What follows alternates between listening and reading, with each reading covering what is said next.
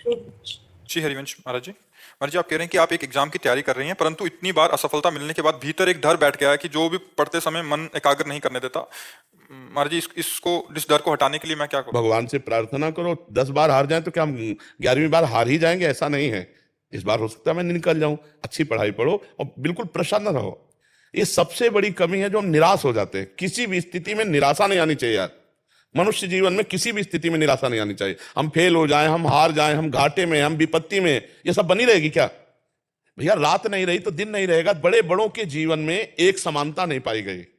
सुबह राज्याभिषेक हो रहा है भगवान श्री राम का, तैयारी बिल्कुल जोर की चल रही, और सामय के निर्णय निकल गया। 14 वर्ष विशेष उदासी, उदासी भाव से 14 वर्ष का वनवास।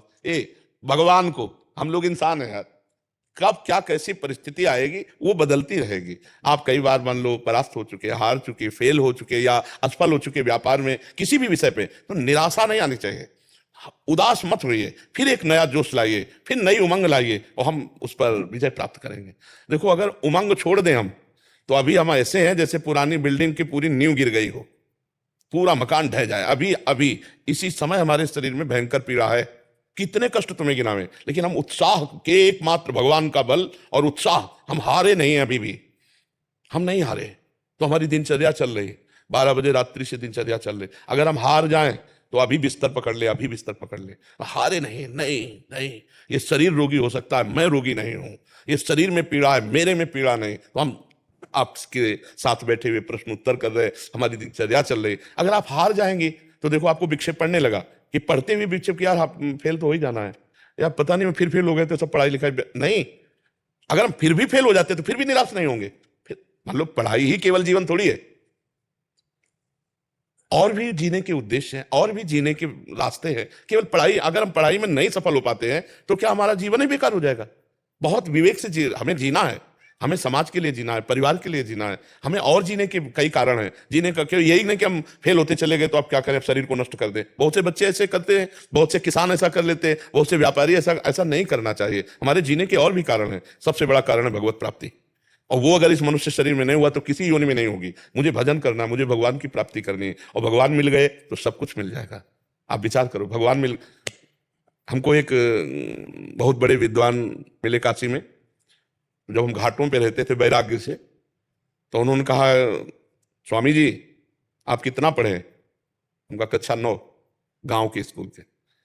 उनका जीवन बेकार है, कम से कम व्याकरण तो पढ़ लीजिए। संस्कृत का एक होता है व्याकरण, जिसमें शास्त्रीय शब्दों का ज्ञान होता है।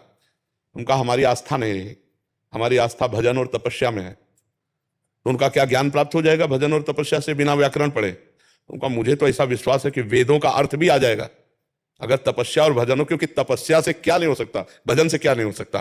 तो उस समय तो हमारा जीवन ऐसा था, कोई मतलब ही नहीं था कि ज्ञान और प्रवचन और प्रश्न उत्तर, कोई सवाल ही नहीं था उस समय। तो एक केवल लक्ष्य था भगवत प्राप्त। लक्ष्य बना लिया तो आज आपका प्रश्न बाद में पूरा होगा, उत्तर पहले दिमाग हमारा तैयार कर लेता है।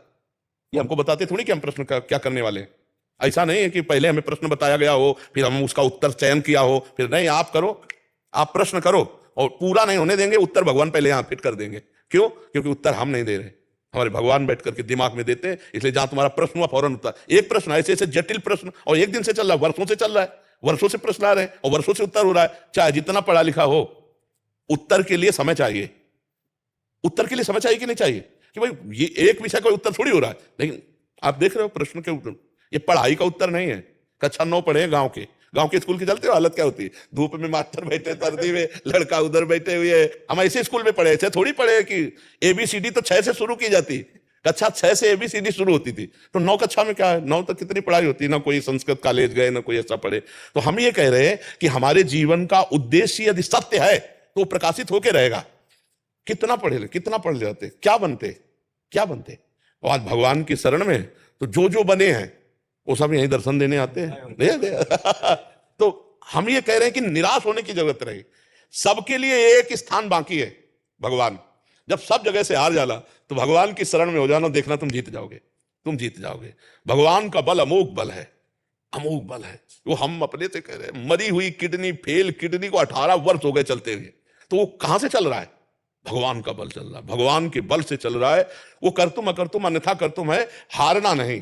कभी हारना नहीं, अंदर से भगवान से जुड़े रहो, इस बार नहीं तो इस बार जीतेंगे, निराश मत हो। और भगवान का बल नहीं होगा तो जीते हुए भी हारे हुए हो, और भगवान का बल है तो हारे हुए भी जीत जाओगे, पक्का समझो। जैसे युधिष्ठिर जी हार गए सब कुछ, लेकिन जीता कौन? सच्ची में युधिष्ठिर जीते, सिंहासन पर युधिष्ठिर जी बैठे। इसलिए धर्म से चलो, नाम जप करो और निराश मत हो, भगवान का भरोसा पक्का